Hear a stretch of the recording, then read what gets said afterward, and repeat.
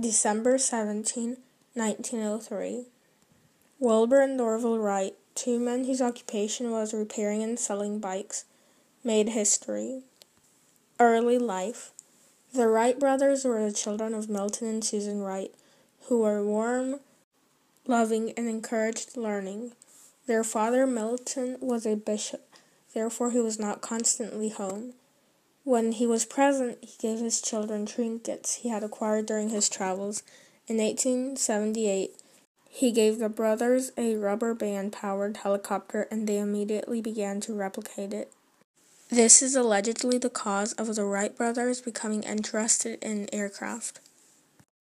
Developing the airplane.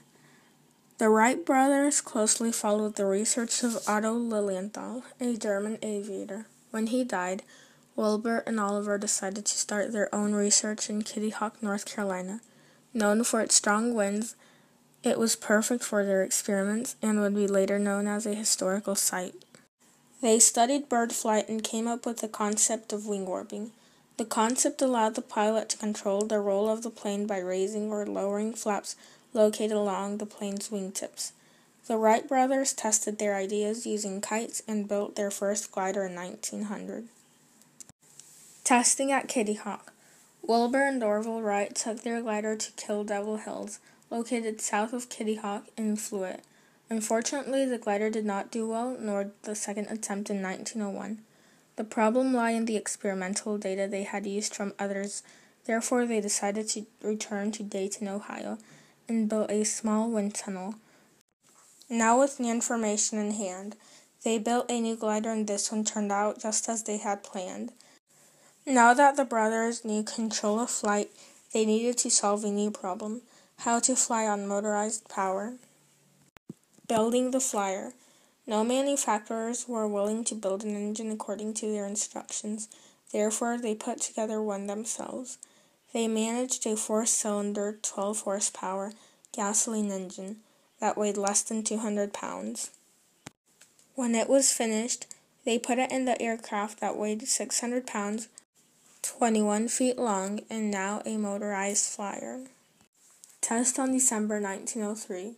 The Wright brothers traveled back to Kitty Hawk in September. However, due to technical difficulties and weather issues, the test flight had to be pushed back to December.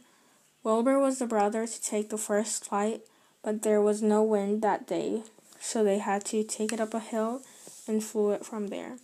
It flew, but it crashed at the finale, and it needed some days to repair. Nothing for certain was gained, since it had taken off from a hill. First flight at Kitty Hawk, North Carolina. The day arrived in which the flyer was up and ready to go. The brothers, with some helpers, set up a 60-foot monorail that would keep the aircraft in line. This time, Orville went on board. Wilbur ran alongside it as it took off at 10:35 a.m. Approximately at 40 feet down the track, the flyer took flight, maintaining itself in the air for 12 seconds and traveling 120 feet from liftoff. The Wright brothers had succeeded. They had made the first controlled and motorized flight a dream come true.